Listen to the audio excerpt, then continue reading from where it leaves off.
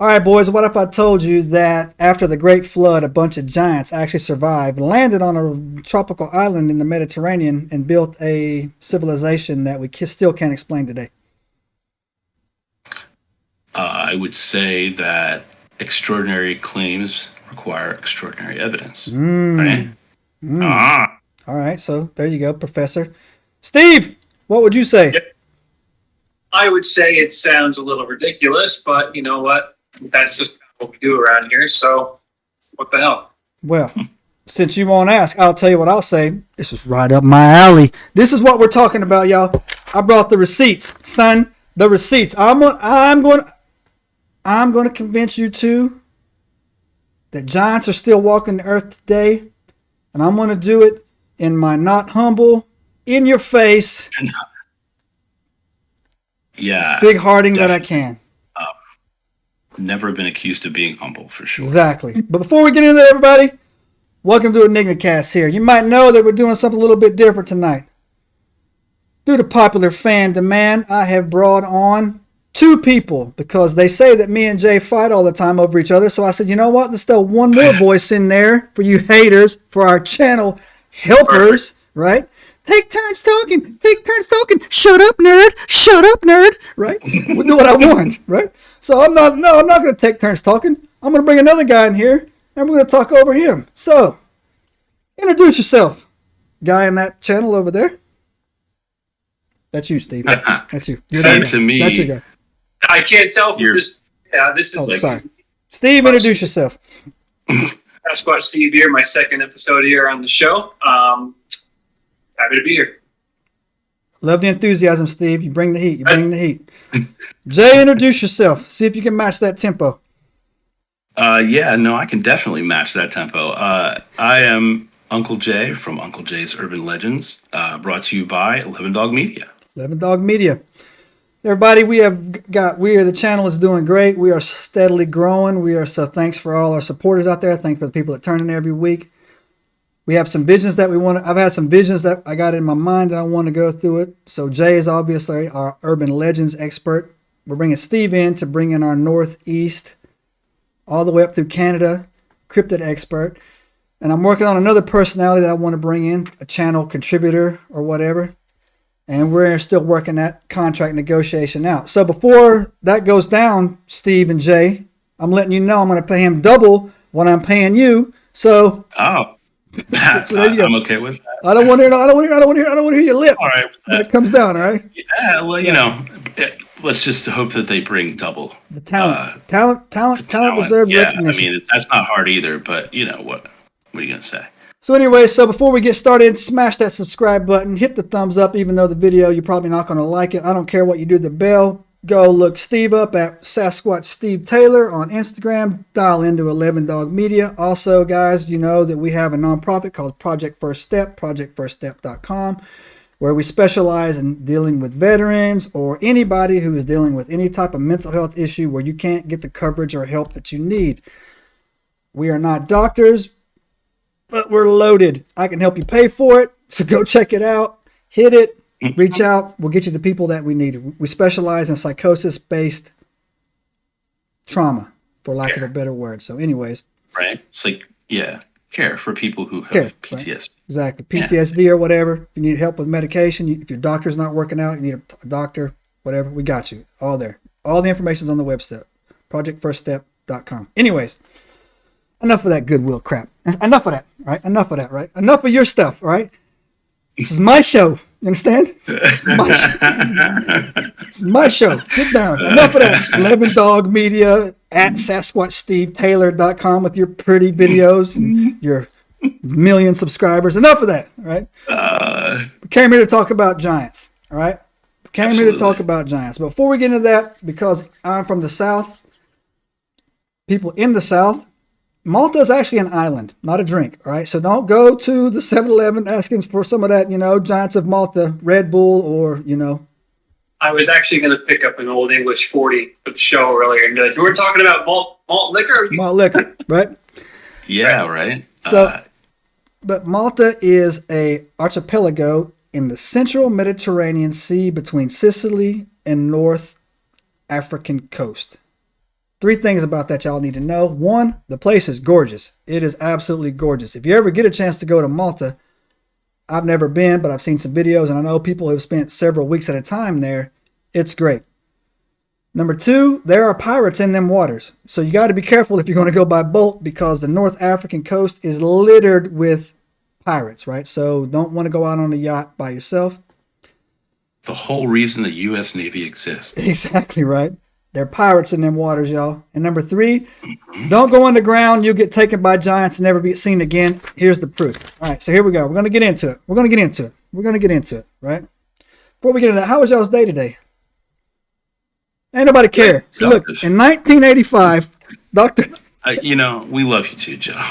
In 1985, Dr. Anton Mesfood gets a call from a contractor that was clearing some land on this island, right? And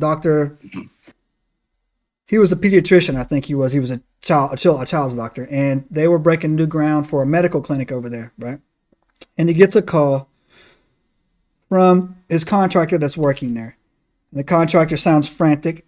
The doctor initially thought somebody was injured, somebody was hurt. But that's not the case. The contractor explains to the doctor that they have uncovered ruins, and not only just normal looking ruins, they were giant 3-story ruins that they went into, that these things were absolutely massive. And until that moment, Malta was just thought to be an island where people would just live in huts. Now, it had been conquered throughout time, man. Macedonian, Greeks, Romans, the U.S. occupied it during World War II for a little bit. Imagine that duty station, right? During World War II for a little while. I think the Germans took it. I think we had to take it from the Germans, actually. It was very strategic, right? But they thought that this was undiscovered. Help me out, boys. All undiscovered, like archaeological ruins. It was all buried, right? Ruins, right? Yeah. I'm sorry. I'm looking at pictures of it, right? Just trying to get inside of there, right, and see. Unexpected, kind of like your fathers were when your mothers walked into the rooms and said, "Honey, I'm pregnant." Or that's unplanned or whatever. So, but anyways, yeah, that was exactly how it happened for me. And so that's where this tale begins. And this was in, I want to say, like I said, 1985 was when this was discovered, right? So have I won you over yet? Not yet, no. Steve? There's a lot of information there, but not a lot of evidence. I have a little bit of conflicting information here myself, Joe, but I'll let you continue. No. Later. Throw it out, Steve. Throw it out. No, I'm looking for my pen. We were talking about this. I did some research myself because I wasn't too familiar with it. And I had actually read that there were reports dating back earlier times that the ruins had been, not all of them, obviously there was a lot, but there had been previously. And just maybe perhaps it wasn't that well known off of the island, but there are reports of earlier uncoverings of different temples and ruins of the past. So anyway. Thank you, Steve, for that fact check, buddy. Thank you. That's why, you know what? Greatly appreciate. You know what? Consider yourself picked up for the rest of the week, right? Good job. Good job. Yeah, you'll get exactly what you got paid last week. You're going to get exactly what you got last week, just in a different color. All right. So you go, that's it, man. That's it. So he was like, wow, that was amazing. Had to make the proper phone calls. Obviously, this is important, right? Because it's part of the history. It's part of the culture over there. There's what they thought, was a identified civilization. It had to be checked out. Can't just be, knocked over, right? So they went there, and it turned into a big deal, right? The hospital stopped. I don't even know what they did with the hospital. I guess the kids just walked it off, but turned into this great big giant thing where they were going to go and they were going to excavate it, look into it, study it, and it was a really big deal. Some of the locals on the island, when this happens, this is good for business because they get jobs, right? People get hired, you got to work a shovel, this is 60 miles off the coast. So it's easier just to use the people that were there. You come in, they did it. The locals started telling these researchers about the legend of the giant Sansua, right? I'm trying to get that name right because I don't know why, man. I was going Sansa for the longest. I grew up in the South, man, but like. I think it's not to correct you now twice here, Joe, but yeah, Sansuna. Sansuna. There's an N in there? Yeah. Sansuna. All right, Sansuna. So do either you guys know the story of Sansuna? Steve, hit it. Tell them the legend, Steve. Yes, so I do know the story of Samsuna. Want me to go into it? No, for real. Yeah. For sure, yeah. The legend has it that thousands of years ago, we're talking 4,000 or 5,000 years ago on this island of Malta, that one night there was a farmer, at least this is the story that I heard, that there was a farmer out on the island of Sansuna, and all of a sudden he looks at his window and there's just, it's middle of the night, but it is bright as day. He goes outside and there's something like a meteor traveling through the sky, right? And off in the distance, it crashes, hits the ground, and the light goes out. And he's obviously confused, he's shaken by this. And off on the horizon, where he sees the tree line, he sees this figure emerge well above the tree line.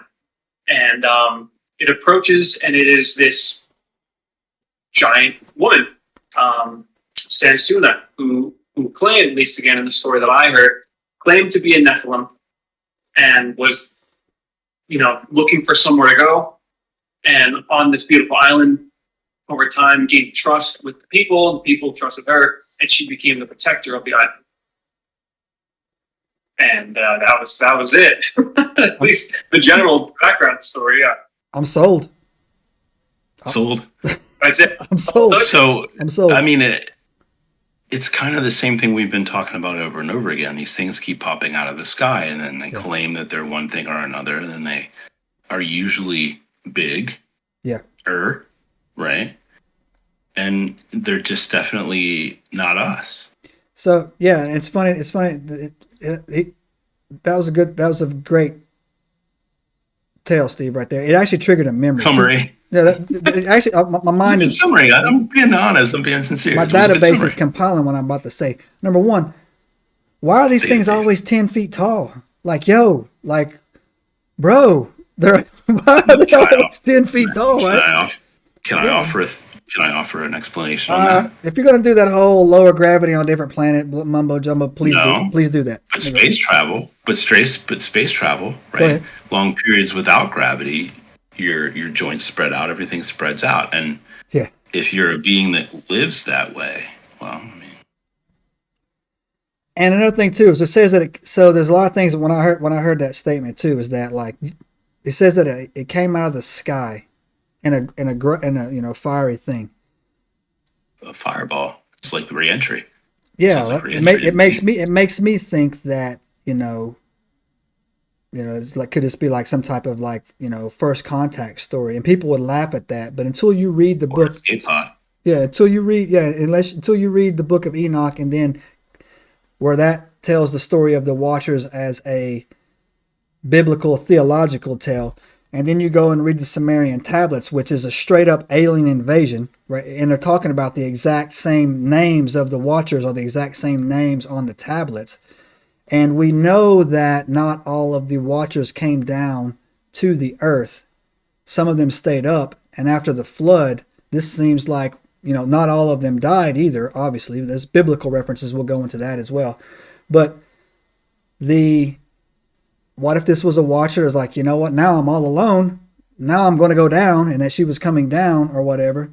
And she's female, right? That's the first one of the Watchers that we get a lot of male names, but we don't get a lot of female names on it to do it.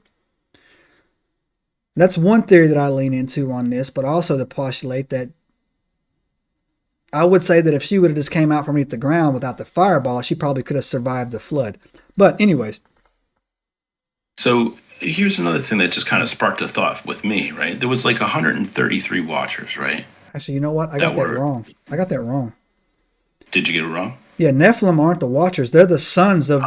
They're the sons and daughters. They're a second generation. They're a second generation. The Giants. Yeah. And then the Giants made Nephilim. Yeah. Right? And so Nephilim are probably... Well, I mean, it just depends, right? Yeah. the giants were supposedly kind of uncontrollable creatures, right? They consumed everything. Yes. We could no longer sustain them is literally what it says in the scriptures. And we cry out. Yeah. I don't imagine they were popular, right?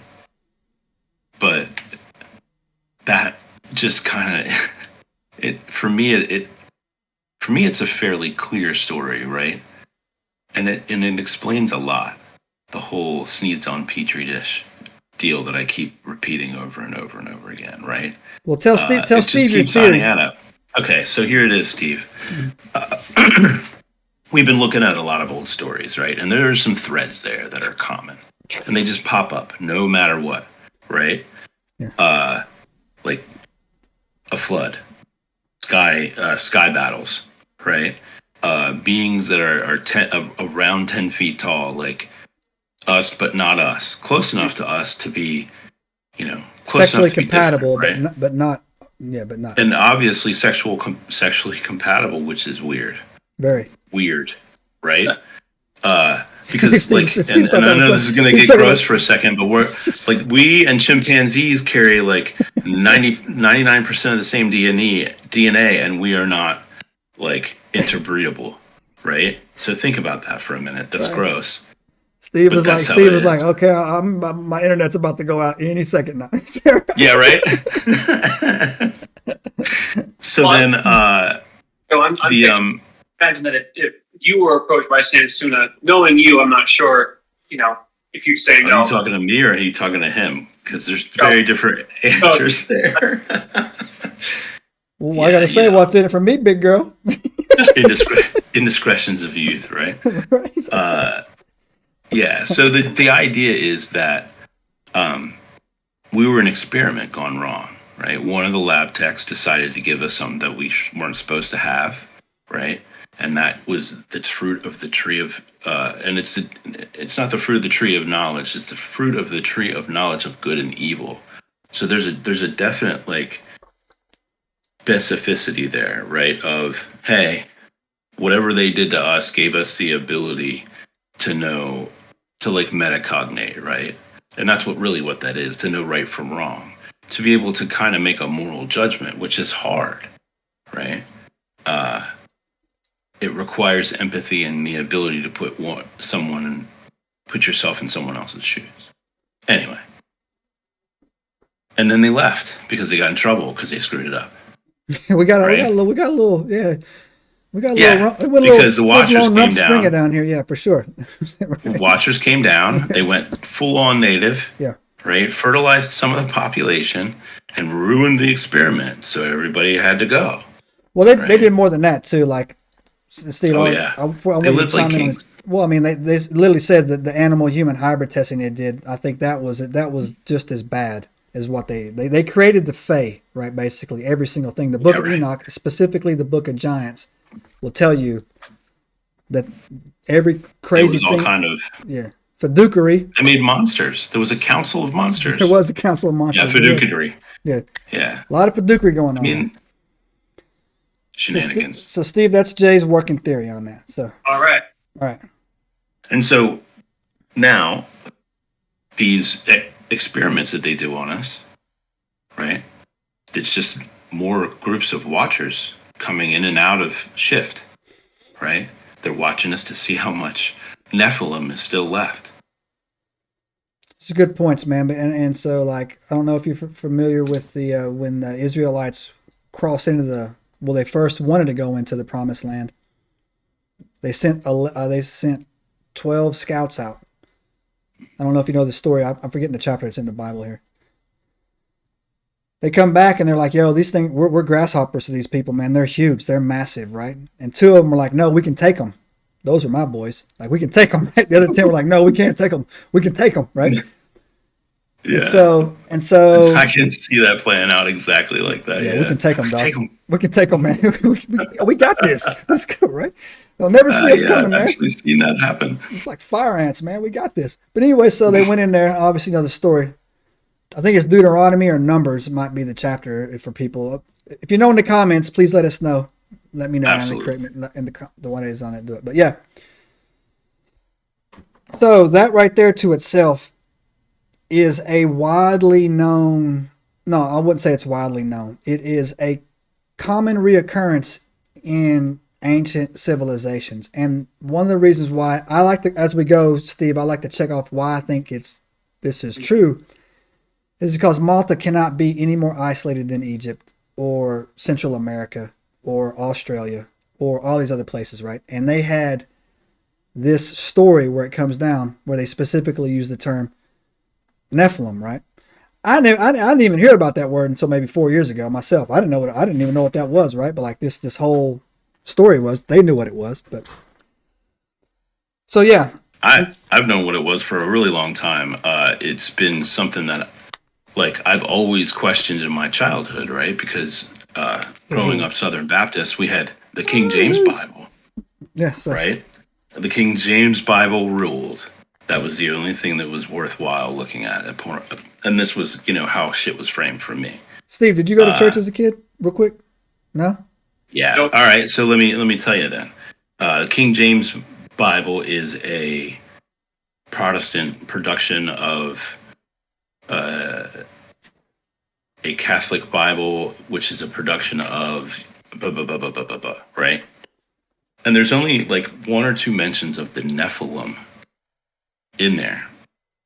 And so typically I read the beginning and the end of the book a lot, right? But not a lot of the stuff in between. You were just hard to deal with in Sunday school, man. You were just, don't follow no directions, man. I was probably disinvited from a Sunday school or two. Exactly right. No, that's probably true. No vacation Bible school for you, boy. No, absolutely not. That was not something that happened. Yeah, so there's only a couple mentions, right? And there's like this distinction there in Genesis, and it talks about the sons of man and the sons of God. And there's a distinction, meaning that we were intermingling with the seraphim and the angels and stuff at one point, right? And even after we left the garden, we were. So like, this wasn't like they were floating up in the clouds, chilling, watching us, right? They were down there, boots on the ground, intermingling. And if you want to argue about that, like go read the book, right? Because that's what the book says, right? No, for 100. I'm gonna add something on that too. So Steve, at Jay's church, you got a Bible and a snake when you joined, right? Like, so that's not all of them, but most, just a couple. So you gotta handle them both, right? But to add to your point, Jay, in Genesis, man, they gloss over several things. One, it says they were men already on the earth, men of great renown. They gloss over that, right? And then, as a matter of fact, somebody hit me up, and I got to do my own research on this again, where it says in the book of Genesis, God said, "Let's take man and make him in our image." So, like, I have to go verify that with my own eyes. But there's so many interpretations of it. Yeah, if that's true, then there was already a version of man on this earth. We ain't it. We're the after product of whatever that would be. But see, right? we're all hybrids, and like that's a 23andMe away right there. Like you get a percentage, when you get your DNA thing done and you get your heritage done, you have your Neanderthal profile they tack on there. Don't do that. No, I'm not. No, they're not making super soldiers out of me. I'm not going to be responsible for the taking down of civilization with that, man. Give him my down. What's that, Steve? I said, I don't know if they'd be making super soldiers out of you. Super smart mouths be coming out. Be coming out everywhere, right? So like, it'll tell you your percent, you're this much percent DNA, or you have this many different Neanderthal markers. And there was another thing in there too when Cain got expelled from Eden, which I'm convinced Eden actually exists. It's still underground. I think that he got cast out of the garden. The garden was under the earth. He says he's worried about them killing him. And God's like, no, I'll put a mark on you. Nobody will touch you, X, Y, and Z. Who's they? Right? So like, who are they? Who's he worried about they killing? Who are they killing me, right? So again, but it makes sense when it says there was already men on the earth and all this other stuff or whatever, or a version of us. But anyways. What if that was just one of the experiments happening? Yeah, for sure. Right? Well, I mean, like the Native American legends say that this is the fourth go around. Yeah, the fourth. Yeah. the Mayan. That's the Mayan. Yeah, like so. This is the fourth rendition. There were the people forced were the sap people. They were talking. Yeah. They talking. Okay, so if you figure this is the fourth turning, according to them. So that happened in 2012. That's what December 22nd, 2012, right? Was right the fourth turning. And I like that kind of idea, right? Because if you think about it and you break it down into 6,000 year increments, right? That's 24,000 years, right?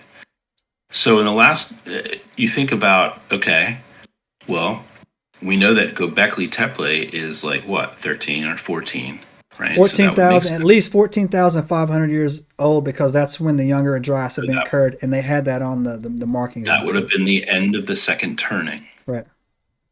Right?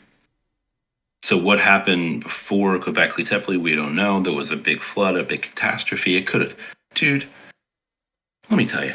Have you ever watched any of those, like, National Geographic or anything? Here we go. What would happen if there was a tsunami, right? No, I'm serious. If there was a tsunami, just a tsunami, right? How much would be left of our city, of like a city, right? Like, think about that. There's not anything left. And if they had gotten to the point where they had, like, let's see, they got Bronze Age, right? Ancient Rome, even ancient Rome level, like Iron Age. And then there was a meteor hit or a big, huge ice ball comet hit, right? Where it wasn't big enough to be an extinction level event, but darn close, right? Like 1,500 people left. It doesn't matter what was here before. 1,500 people... They're not going to be able to resurrect shit. Yeah. So, when did you guys first learn about tsunamis? When we were in Japan. Right? All time. And I heard the siren. I'll tell you that's the thing. I grew up my whole life, man. I didn't know about tsunamis, but I tell you what now, man, I don't know why. Every time I go to the beach, man, I'm like, man, I hope a tsunami doesn't show. Every time I go, like, it's like it has become like this irrational fear in my head, right? Nothing you can do. Nothing. Because you're just screwed. Nothing. Right. And I saw this guy did. Do you know the wave that's the most dangerous in the tsunami? It's the second one, right? Because the first one, when it hits, right, it's water. When the first one comes in, it's water, and the water is normally pushing you inland, right? So like if it doesn't drown you or whatever, it has a chance. Like, I mean, it's still, I mean, it's incredibly dangerous, but like you got a shot, you know what I'm saying, right? So you got a chance. No, you don't. It depends. But what happens is that it goes back out, and when it does, it pulls out cars and boats and trees and houses, and then that stuff comes flying back in, and you're done. You know what I'm saying, right? So I was like, oh, okay, wow. Anyways, thanks for the Steve. Don't take the conversation off track, man. We were talking about giants, now we're talking about freaking. He's enjoying it, man. I'm enjoying it, but yeah, let's focus up. Sexually compatibility, aliens, and tsunamis. I don't even know how we got here, fam. Enigmites. Because it all ties together, I promise, right? Look, we were talking about the Nephilim and this Sue. I had her name just here a second Steve, ago. Hit it. What's her name, Steve? Oh, Sasuna? Sasuna. Yeah, Sansuna. Sansuna. There it is. Steve, I'll pay for your kid's Sansuna. College if she's a girl. If you name her Sansuna, I'll pay for it. I'm glad this is recorded because I'm going to I will pay for her college. Sansuna. Yeah, no, and you've got a witness and everything. I'm going to hold her to it. If you name her Sansuna, like, does a middle name count? Because that's cool. It's just got to be in there. It has to be on the paper. In there. All right, that works. All right. I lost the renegade bet. So thank you, Jay. Can we continue with tonight's topic, or do you want to talk about how to hotwire a 47 Chevy in case a tsunami shows up? Sure. I mean, we can. I mean, he'll do it. Never ask Jay to explain anything, Steve, because he will. You understand? Right? Hey, it's my job, man. So here's another thing too that I think I want you guys to chime in on that I'm noticing a pattern on, right? So anyways, Sansuna comes down. They accept her. This island was scattered with heavy limestone rocks, right? Too big for them to handle. So she handled it no problem. they start building temples, right? And some of these temples are 3 stories high. Some of them go down. There's subterranean levels to them. There's catacombs in there as well. And the archaeology team's like, we don't know how. These people didn't even have the wheel invented when they did this, right? So that, right. That's basic. This is 4 or 5,000 years ago. I think it was around 3,500 BC. This is a long time ago. Long time ago. They don't have the wheel, right? Yeah, so, 36 to 2,500 BC. And so I looked at some of these pictures. They're amazing, right? They're absolutely amazing. And I'm like, okay, they didn't have the wheel invented. And I'm thinking, okay, how do they even cut this stone, right? Like, I don't know, like, how did you even, like, okay, forget transporting it. Okay, sure. Maybe a can-do attitude and 4 of us get out there and we just roll this, we Fred Flintstone this rock, or I don't know. But like, Flintstone. How are we cutting it? How are we stacking it, right? We're definitely not stacking it 3 stories and expecting it to stay that way. You know, right? And people are living in huts. So, I mean, like, they weren't doing it for themselves, so how all of a sudden were they building these temples, you know? Right, yeah. That's a great point, Steve. They're living in mud, basically. Like, they're living in mud, right? And but they could be building these structures themselves. Why wouldn't they do that? Yeah, and so their own homes aren't made out of rock. So why are they building these limestone things? And then it dawned on me too that I noticed a connection between this and a lot of other stories similar to this. Is why do they always build temples? Like, it's always a temple. Like, what is that all about? Like, everywhere you go, it's like, oh, they built this temple. To who? To what?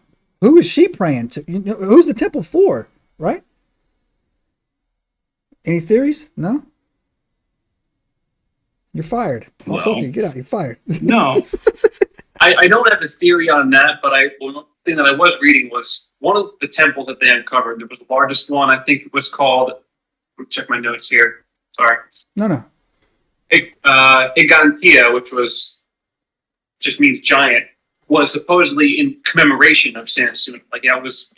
They built all the other ones specifically was for her. So that one I can see making sense. Other ones, I don't know, they would have been for. Yeah. But, yeah. See, one of the things is that she was the one who lifted those stones, right? Which was the explanation on how they got there. Now, if you look at it, right, it's not. So we talk a lot about the megalithic structures, right? Like the pyramids and the temples in South America, right? And the construction there is like breathtaking, man. It's tight, right? All of the angles are tight. All of the joints are tight, right? Looking at this structure, it's a different kind of construction, right? It's more on the Göbekli Tepe side, right? Of megalithic pieces stacked in lintels and not a lot of this isn't advanced architecturally as something like like it doesn't compare to say the Temple of the Sun and the Moon over there in South or Central America, you know, but like I got so like it's definitely a different kind of bag, right? But it's fascinating to me, like you say, like those are big freaking stones, dude. Yeah. How do you get that much rock out in a nice solid piece? Yeah. Like, and I'm sure that a stonemason, right, could tell you how to do it, right? He would tell you that it's not worth it because it just would take too freaking long. Yeah, no.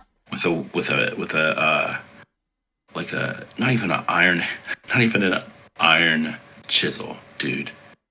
Well, yeah, that iron wasn't even a thing back then. They weren't even. That wasn't even Bronze Age copper that they were able to cut this stuff. And with. You wouldn't want to take a piece of bronze to a piece of granite like that anyway, would you? No, basically. I mean, I don't know a whole lot about metallurgy, but I know that iron is definitely harder than bronze. Yeah, for sure.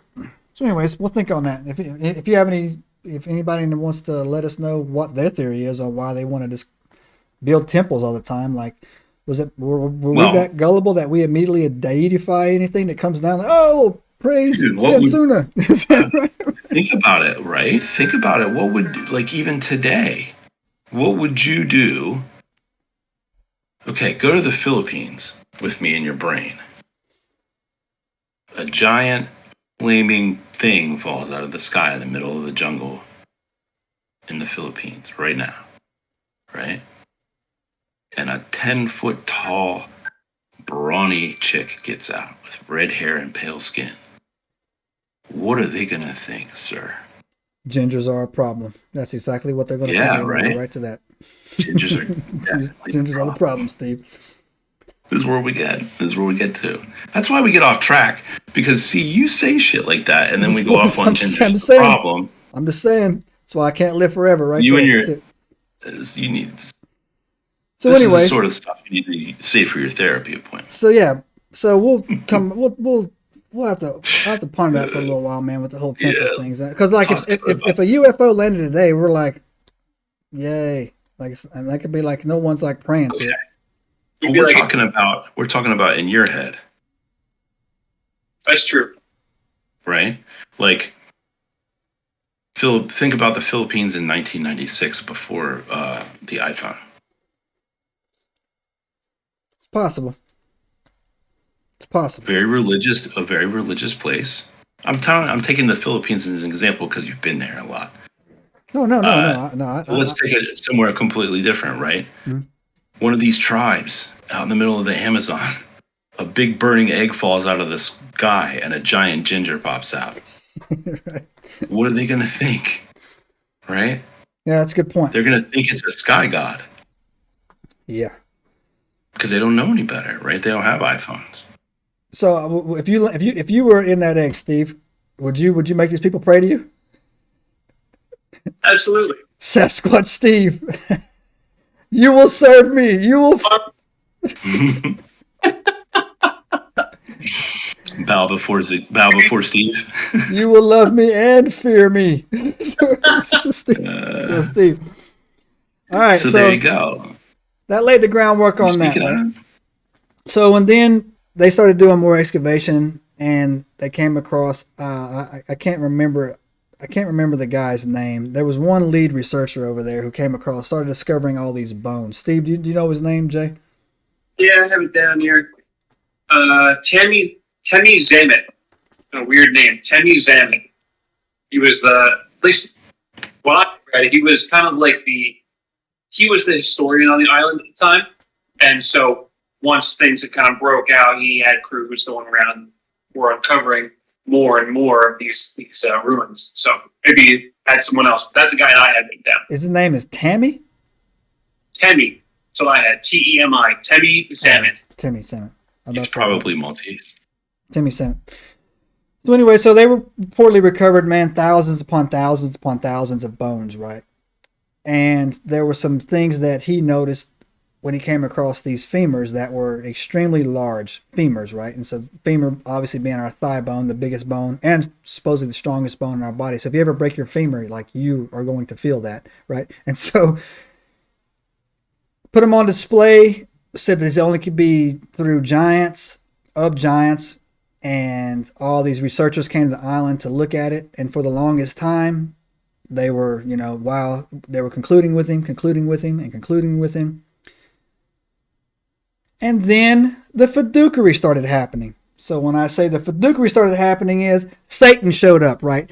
Probably the Smithsonian Institute got over there. Somebody from London, one of these other places went over there. And all of a sudden, these bones that were supposed to be giant bones, all of a sudden miraculously became elephant bones.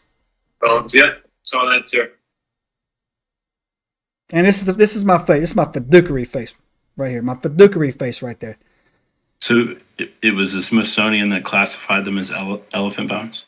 Well, it doesn't say who did it, but that's what they did. They said these giant bones are, elephant bones. But if you look at, and I've got videos on my, I got receipts. Go look at the mound research that was done, especially up in Wisconsin, where it was in national news. 10-foot tall, 12-foot tall, red hair, 6 fingers, 2 rows of teeth, giants. 2 days later, Smithsonian shows up. Fake news, never happened. Bones disappear. It is like that in all around the globe. That happens, right? The globe. Look at the giant bones. Jay, you were on. Look at the giant bones they found in the Grand Canyon. Disappeared. Swooped. Gone. Who sent the research team down there, Jay? Yeah, no, I know your. No, I want to hear you say. I want to hear you say theory. Satan's name. I What's his said name? it. I said the Smithsonian. There you go. Exactly right. Yeah, no, they've done some shady nonsense throughout the years, from what I understand. So yeah, Like, and then that's like news. no, it is. No, that's a legitimate story right there. Sure. Steve, are you aware of the fiduciary these guys get up to? Oh yeah. Yeah. All cover-ups. Absolutely. Total cover-ups, right? And so, and I even know why they do it. I know why they do that, right?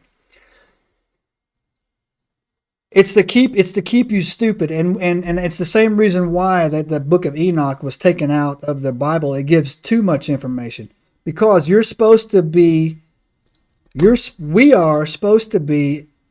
monkeys who crawled out of the ocean, and there's nothing greater than you punching your 9 to 5 every day, paying your taxes, right, and doing your timeshare every year in some crappy place.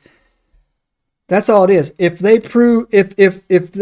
ever put proof of one thing that was true out of the Bible that's about the crazy stuff that was going on with giants, Nephilims, floods, the pyramids being power plants, if one of those became proven true, the whole thing falls apart, man. The whole thing falls apart. It's the exact same reason why I believe that there was some truth to the theory that catastrophic disclosure will collapse our society because people will stop going into their crappy jobs when we know that we're a part of this great big giant thing that's going on, right? And I'm not going to go work over there anymore. And I think that's all tied in there. I'm looking at these pieces on like the table, man. It's like a puzzle that's scattered out, and I'm just trying to put them all together. But I know that's something that has something to do with it. But yeah, fiduciary at the highest level, gentlemen. I'm going to say something that sounds unrelated, but then I'm going to tie it back. Here we go. All right, here we go. Just so you know, right? Do you remember when I get up in the morning, I usually turn the news on while I'm getting ready for work. One morning, CEO of Kellogg's gets on the air. Do you remember this? No. And was speaking with someone about the high price of groceries. And his suggestion was maybe to have some cereal for dinner to save money. These people are so evil. And so I tie it back in like this. The people in power and the people without a worry for resources have a different mindset than the people who do have to worry about resources. For sure. And so if you let that perspective control what's happening, you're only going to get things that are good for that perspective. I eat Fruity Pebbles at night. I'm not eating no Kellogg's. I don't know about all that noise. Yeah, nobody wants some fucking cornflakes at night. Exactly. No, you need to get some Fruity Pebbles or Lucky Charms, right? Steve, what's your go-to breakfast cereal, Steve? Candidate? Honeycomb. It's actually my favorite. Really? That's a rare one, man. It's been a long time since I've had funny you brought that up, man. I roasted this kid with the honeycomb hideout, decoder ring reference, man.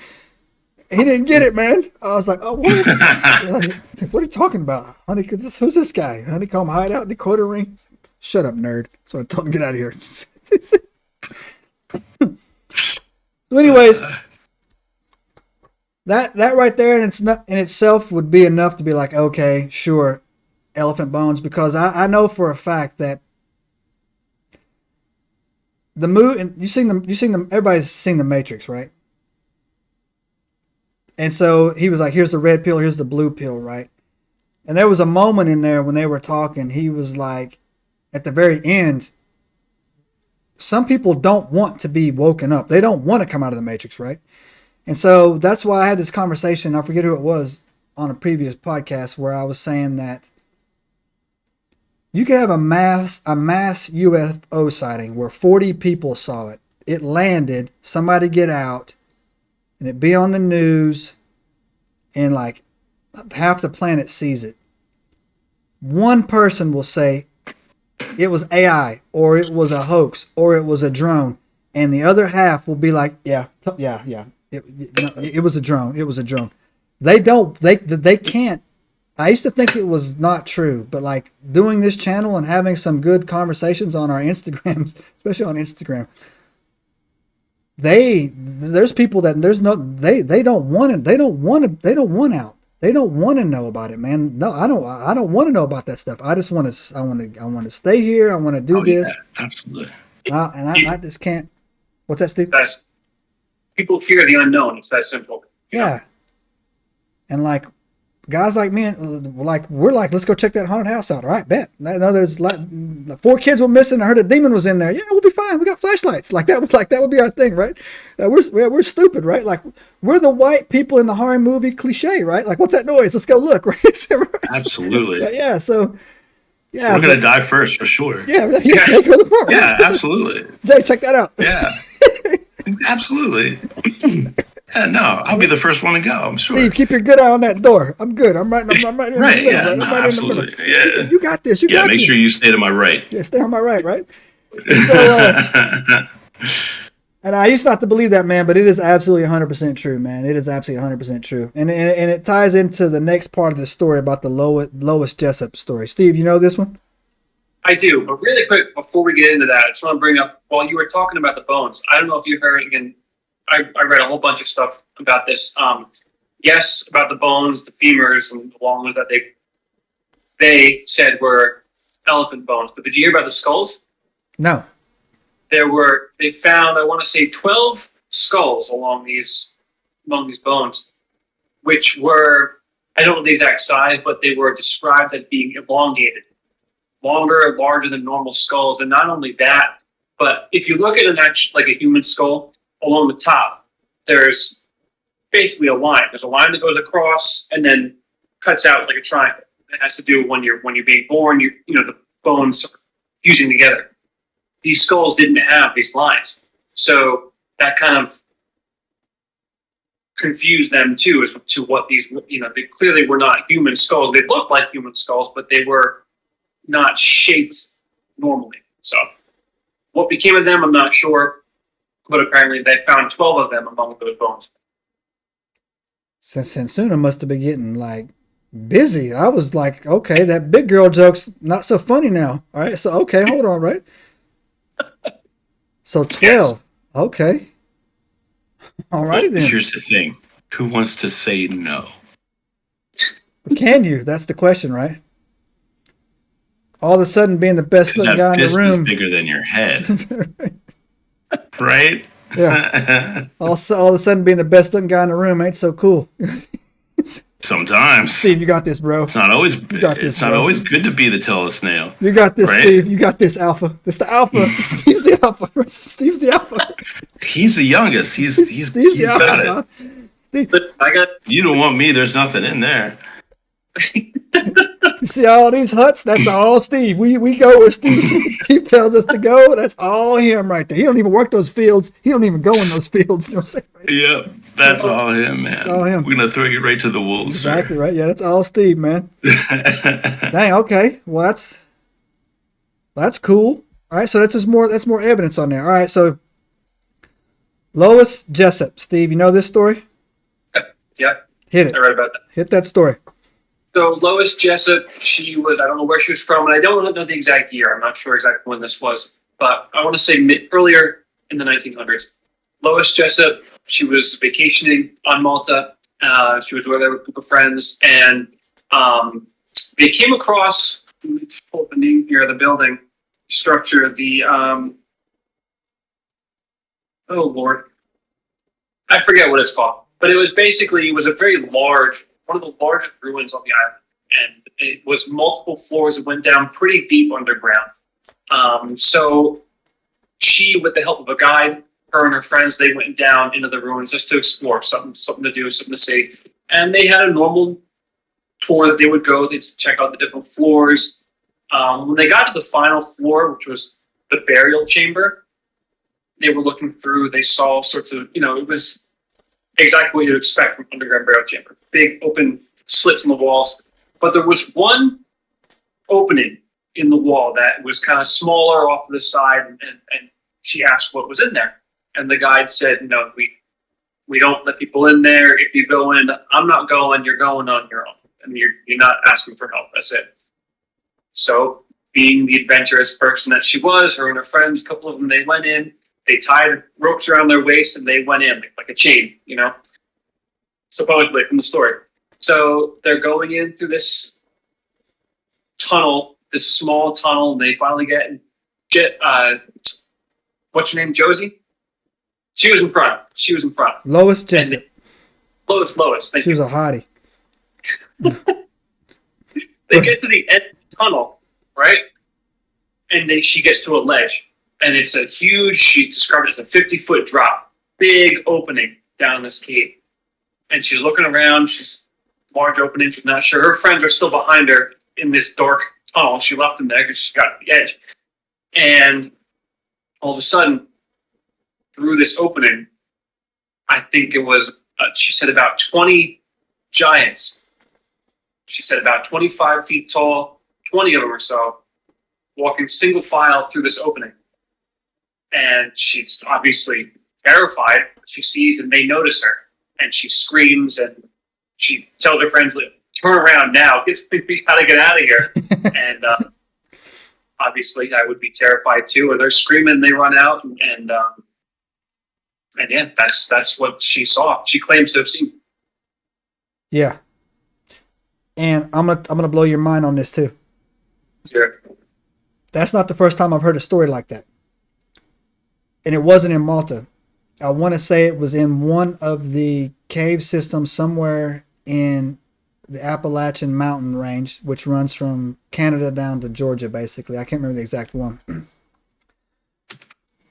There was a group of people that were actually, they wanted, how you ever see those things, stop here, see these caves, like a little, like you can pay, right? Like, so they had discovered this cave system that they wanted to commercialize, for lack of a better word, right? And so they brought in these experts, not spelunkers, right? Like these experts to go in and say, hey, look, is this, safe enough that, we can bring people in and start charging admission, right?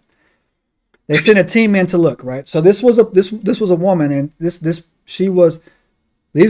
what their job was, right? They were checking out subterranean infrastructures or whatever. Dang, I can't remember this chick's name, man. She says that she went down, they were checking it. Her other teammates were also with her. They were checking it. They went down to the thing. She noticed off a side passage, right? She went into the side passage. The side passage was not dangerous. It's nothing to give any cause of alarm or whatsoever.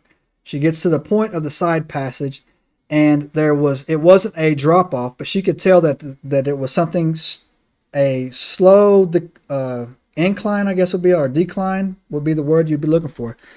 So she looks down there. She says she looks down. She notices some type of glowing, right? Nothing. Something that shouldn't have been there. There was a glow. Wasn't a bright glow. There wasn't like a light on. But there was something that was like, she's like, whoa, like, what is this? Takes her industrial commercial strength flashlight, beams it down there. 11 giants is what she said.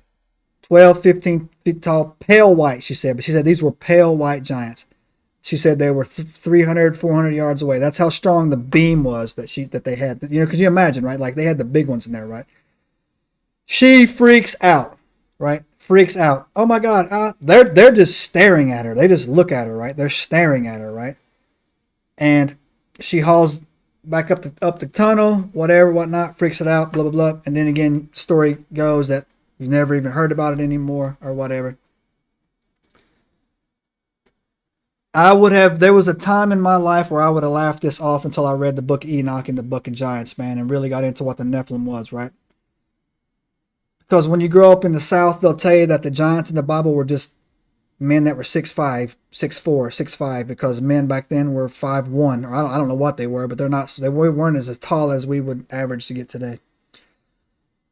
And then it brings to my mind immediately the Joe Barger story, where Joe Barger was in the Manatee National Forest, smoked, Jay, you know what I'm talking about? Smoked a 10-foot tall dogman, and the But that wasn't it. Was that down in Florida in the Manatee? No, it was the Manatee. That was up not in Michigan. Yeah, it was up in Michigan. Yeah. Right. Gotcha. They sweated him down, saying you killed one of our assets, right?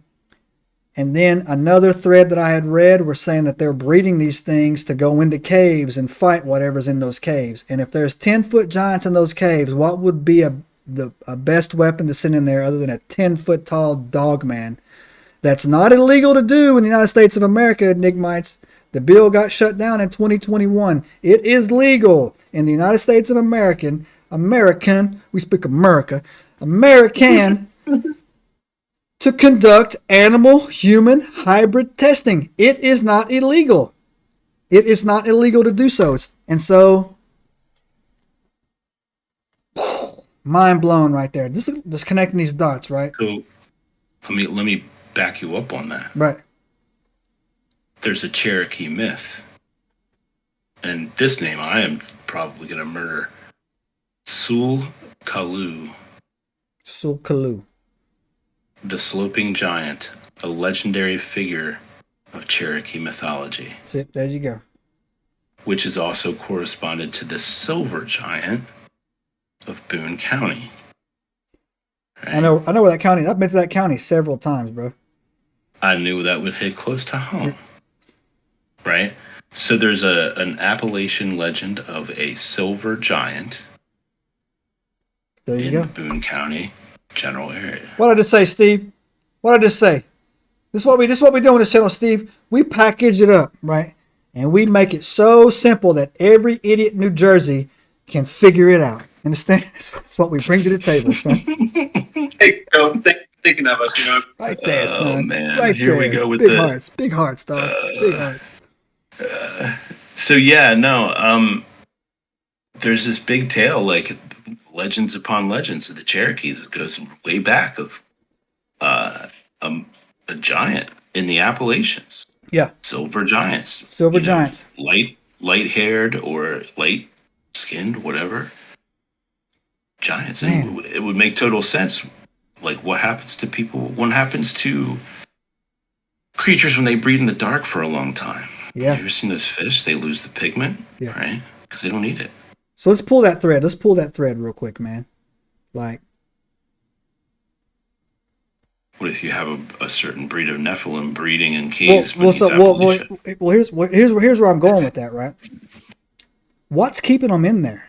Why are they not coming out trying to murk us, right? I don't know. It's a good question, man. I know. The same dude who smoked them the last time they came on, they started acting out up here. They flooded the earth. That's what I think a lot of it has to do with it. I heard some. Well, who's to say there aren't another team of watchers? Well, exactly. So check this out. That are not going native. Yeah, they're doing their jobs, right? That's why they don't come out, right? But there's also this is kind of where it takes. I almost didn't want to talk about this part because it's where it takes. I try to keep things light on the channel. I don't like getting. The darkest story we ever did here was probably the Datlov Pass story, which was a pretty sad story. It was pretty dark. But there was a rumor, they call it an urban legend when they fake newsed it, but 30 school kids and a school teacher went missing. Steve, break that down real quick, man. I mean, that's as much as I read, but I read that too. That it was, and I was going to say, I want to say the 1940s. Yeah. Again, it was the same ruins that what's it to? Supposedly a group of school children, 30 said, and a teacher, they went on a tour down, but I don't think they had a guide. They went down into this building. The name I can't remember, and I can't see my notes here. But they went down there, and eventually they never came back out. Yeah, never came back out. And reports were that the parents of these children, they wanted people to go down and explore, and rumor has it that they heard yelling and screaming for days, but after weeks, they called off the search, and no one was ever found this day. Right. And here's where the fiduciary starts adding up on that. Number one, they got lost in ruins without a cave-in, right? There wasn't like a cave-in or something to collapse them that got trapped on it, right? Somebody reached out to me about, it was actually when I first heard the Joe Barger story, it was actually two guys were arguing, right? They were like, and I was just witnessing the argument, like the Twitter's feud, they were going back and forth about the things that were in these caves and the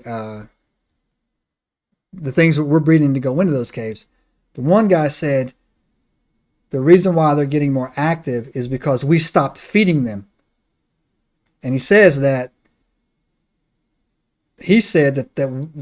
when you see all these missing kids and stuff going, that they were snatching them up and that they were feeding these things, right? And then the reason why they started coming closer and we had to fight with them is that we stopped. Now I have no way to prove that whatsoever or whatnot. No. I actually think that the 100,000 kids have gone missing since they opened that border up. That's a lot. That's 100,000. And the cartels are evil. They put special wristbands on these people when they come across, indicating what they're being trafficked for, who's the cartel that's behind them. They're tagging them like cattle, right? I don't know how you lose 100,000 kids, right? I don't know how you do it, right? I don't know how you do it unless you want it done. Unless there's a reason why, and they're basically, then the term goes, we haven't lost those kids have been taken. That's two different things right there to say with it. And again, there was a time in my life when I'd be like, there's no way that's possible. There's no way that's possible. Since we've started this channel and the conversations that I've had with people and listening to them talk, looking them in their face, hearing their story, knowing that like, okay, I don't know if that story happened, but he 100% believes that story happened. And he's telling it happened to him. So I believe him that it happened to him, right? What kind of world do we live in, man? What is going on? What is this, right? Here's the thing. It seems worse than it was, but it's not. You think less people die per day now than have ever in history? Well, are you taking in the people the government sacrifices to Satan? You got those numbers? I'm just saying what is happening is there's this perception, right, that the world is more dangerous. But the reality is that we just know more, right? And we should. Yeah, right? We should know more. Yeah. Right? Or be reported. Dude, go ahead. No, I was going to say, just like you're saying, we live in an era where information is accessible at our fingertips. That wasn't always, that's a very recent thing. Yeah, absolutely. It's really literally only been 12 years, right? Think about it. In the last 12 years, the world has changed a lot. Oh, hell yeah, man. This went from a novelty item to a necessity. It's an anchor. Right? It is a change. And I don't disagree with you on that. I cannot, like this right here. Boy, I bet you there were a couple Romans who felt that way about their cumbersome ass shield. Yeah. Right. And I get that. But this is first iteration, right? We're in the beginnings of this, dude. It's only been a decade. Think about it. This is only for a decade, and look at what it has done to the world, right? In a big way.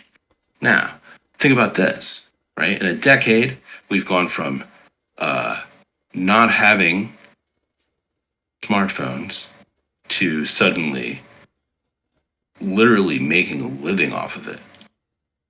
Social media. Right. Okay. Yeah, we get it, Steve. We get it. Steve's popular on Instagram. Oh, yeah, we get it. Oh, yeah. So right, we get it. Yeah, we get it. Yeah, okay, yeah. That wasn't anything, but yeah. Saying you're famous in Tokyo. Yeah.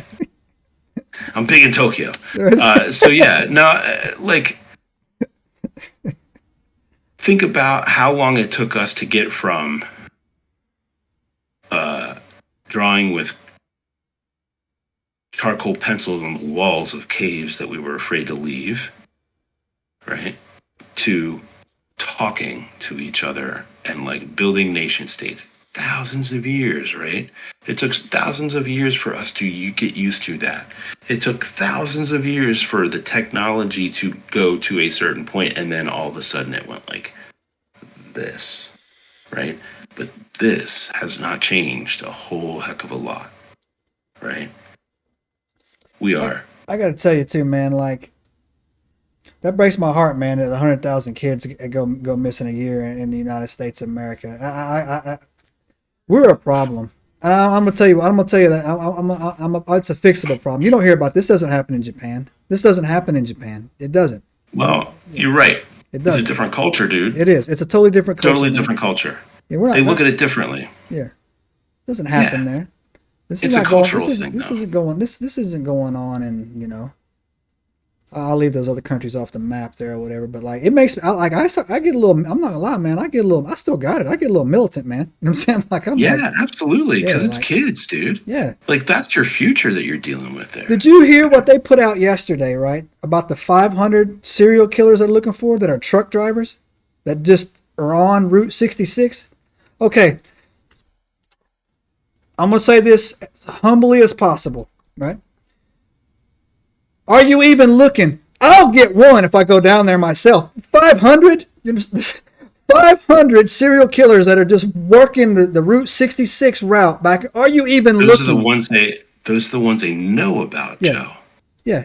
Like, dude. Get one, all right? there is, if you really wanted to step out, right, like, and look around at atrocities, dude, there are a billion that you can find. Right? Because humans are about, like I said, they're about a half a step out of the cave, right? Nah, man. Just barely stepped out into the sunshine. Now, here's the problem with a lot of this, right?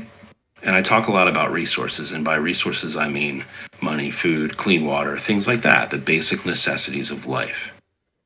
When you deprive most of the human population of those things, and don't give me and don't, I'm not going to mince words, most of the population of the world is deficient in one of those things, right? Food, money, water, clean drinking water, right? Like that breeds competition and violence, right? People go kill kids for money. People go kill. Or are able to go kill kids because of lack of resources, right? You only got so many FBI agents. Come what on, are they being man. tasked with? Who knows? Oh, dude, you know as well as I do, man. You know how that shit works. You're probably right. It's a prioritization schedule. That's it. That's all it is. That's probably what makes me upset. Is that you're probably right. I blame you, Steve. Right. It's a misuse of the taxpayer money, right? Sitting up there looking good with your eye patch on. I blame you, Steve. Get in the fight. That's the thing. We could track this shit down, absolutely. Yeah, we totally could, man. We totally could. I don't mean me personally, but no, you know what? Here's what bothers me too, right? And and then I'm gonna wrap this up, man. So we're getting off track here, but I'll let you. We're so off track, man. We're so off track. And it's not my fault this time. It kind of is your fault this time. Not Matter of fact, get back on track. You're nerds. We're off on track, right? So, anyways, bam. Thanks for the depression, Jay. You're welcome. Now, I always come bearing gifts. So now, Q&A time. All right, Q&A time. Steve. Yes. Do you believe Giants on Malta ever currently? Not at all. You want my short answer? Or you want my explained answer? Give it to me. Hit me. Do I believe? And I mentioned this last week on the show, right? And I don't mean to. I'm much more skeptical about a lot of this stuff, right? I like to roll with the story. I entertain it absolutely. I'm not a big believer in a lot. Right. I like proof. So do I believe Sansuna came roaring down from the skies and is a Nephilim and protected this island? No. Do I believe that it's possible that on this island and elsewhere, I've read there are many other similar stories throughout Europe of giant people and the ruins. Do I believe that it is possible that there were giant people roaming this earth at some point? It's possible. I mean, we had dinosaurs, and they're impossible to believe that something like that could exist, but it happened. We know it happened. So could there have been large people? Sure. I won't say no. So there's my mixed answer. Oh, I like it. Way to play it safe. Way to schmooze all Right down these the followers. Way to keep everybody in there. Right? You know that. Jay? Here's the thing. You know what I think. I think that this is a giant experiment, right? So is it possible? Who knows, dude? If you're talking about a non-human entity that keeps being described over and over as the same kind of general, hey, I don't know, man. I feel like there's always a thread of truth to any story, right? That's what makes a good story. Is that there's a ring, even if there's just a little tiny itty bitty thread of truth in there, right? What's the best lie? The lie that is 97% true. So I was thinking, what is that? What is that theory? Is it Occam's razor? What's the theory where when you rule out all possibilities, when you rule out all of the possibilities, however improbable, whatever's left, your solution is the truth. Is usually the truth, right? Yep. I'm all in on this, we man. murdered the hell out of that, dude. Yeah. We'll do better next time on whatever that was, man. I'm all in on this, man, and I'll tell you, I can bring the receipts on this too. I'm all in on this. Like, I'm with Steve on that. The whole falling from the sky thing, I don't know about that. You know what I'm saying? I don't know. Like, that just seems like, and then like you were just there. Sure. 10-foot tall chick on an island. Yes, I believe. I do believe that was a thing. But I think that also too that she was probably a survivor of the flood, maybe on that island in some of those underground chambers, based on just of the research that we've done, knowing that some giants, at least 3 that were named in the Book of Enoch, or I think it was the other chapters that did survive the flood. So yeah, I believe this, and I believe that something happened. These people experienced something. Now, what that could possibly be, I tend to go towards the scriptures, and I go towards the Book of Enoch, and I go towards some of the other stories that I see in the bones that we find over here. I posted a post today on Instagram about a sphinx-looking head that was found in Guatemala. There was once a global. I mean, you can't even really argue this anymore. People that argue it just don't want to believe it. But there was once a global society on here. There's a reason why there's pyramids. They found a pyramid in Tennessee like 2 days ago, right? Like, okay, that's, there's pyramids everywhere, right? Like, there's a reason for these. Yeah, obelisks. and why always pyramids? Yeah, exactly. Because they're power plants, right? Exactly. So why not just a box? Yeah, exactly. A Borg box, right? So, but anyways, I'm just saying, like, it's the same everywhere, though. That's weird, right? Like, yeah. Oh, it's weird. It's exactly right. Like, so no one is like, hey, look, did you hear what Sasquatch Steve's tribe did? Yeah, they built a pyramid. Yo, build a box. You know what I'm saying? We didn't even we all just build me a pyramid, right? They say, right? They all just did pyramids, right? So it's probably just the easiest. It's like a mountain. Yeah, I don't know. No, we murdered the hell out of that. It was not at all Occam's razor. It is actually a quote by Sir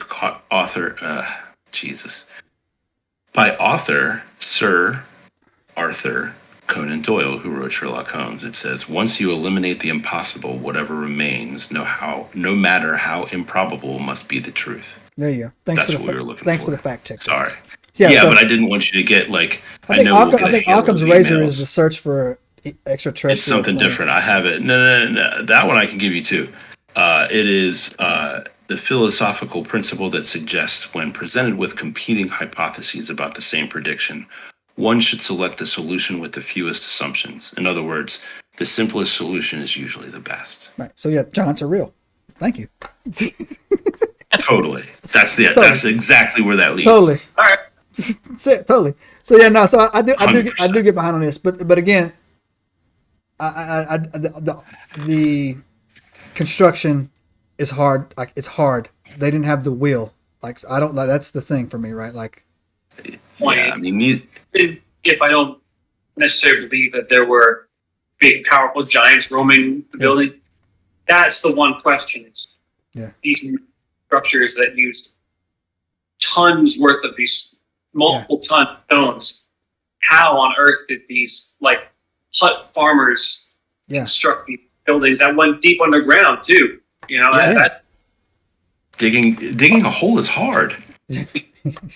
I'm serious. Go dig a hole. Go dig a 6-foot hole. Yeah, have by you ever yourself. tried to, Just go get a shovel and dig a 6-foot hole. Have you ever had to dig a hole before, Steve? Oh yeah. Yeah, I was like, yo, this kind of sucks. It super sucks. Not like, so how they make it look on TV, like, 4 scoops and it's 6 feet. It's 6 feet. That's like 3 hours worth of time compressed into like 30 seconds. They go in the hole and they come out all clean. Bullshit, man. You dig a hole for 3 hours, you're gonna be dirty. For sure. Wow. Anyways, so yeah, I'm in. I'm gonna go with the giant thing on there. I think there was a 10-foot tall chick on there. I don't know her origin. I don't buy her origin story, but I do buy I don't know if she built those monuments or temples or whatever, but somebody did, and so I'm all in on it. See, even a giant, I think, dude. Have you the stones, man? Those things are huge. They're tons and tons of solid stone. So yeah, like even a giant. I feel like even a 10-foot lady would have some problems with that. That's what comes playing apart is the structures. Yeah. How? Yeah. So anyways, well, all right. If you stuck around this long, you're our type of losers. We say that with affection on that. So do us a favor, hit the subscribe button, give us a thumbs up, leave us a comment telling these two jokers that I'm right. And always. They're wrong, right? And I don't care what you do with that bell. So, Jay, you got anything? No. Go check out the website. Oh yeah. So let's do some shameless plugs here. Shameless plug. Yeah. If you don't know, Jay go writes check books. Out 11. Go ahead, Jay. Jay wrote a book. Go ahead, Jay. You do it, clear. Jay. You do it. Plug yourself, Jay. 11dog.media. We've got some fun plans there. It's cool. It tells you where we're gonna be and what's happening. It's pretty cool. Easter eggs here and there. It'll be fun. It's cool. No, it's pretty cool. It's worth a look. It's free. Yeah. So check it out. Steve. Yeah. Yes, sir. Where can we find you? No, I'm up on Instagram at Sasquatch Steve Taylor. I'm starting to get my page rolling. Got some videos up, and I got more content coming. So, yeah, and this video is pretty good. I'm not gonna lie, man. There's pretty good videos on there, man. So Steve is always been a nerd magnet, and so if you nerds, you will like. I like this content, man. It's pretty good, and so check it out. And if you're here, you've already found. Hit the subscribe button, give us a thumbs up, leave us a comment, and we'll see you next week. We out. Take it light. Subscribe now and turn on the notifications to join us on this extraordinary journey into the unknown.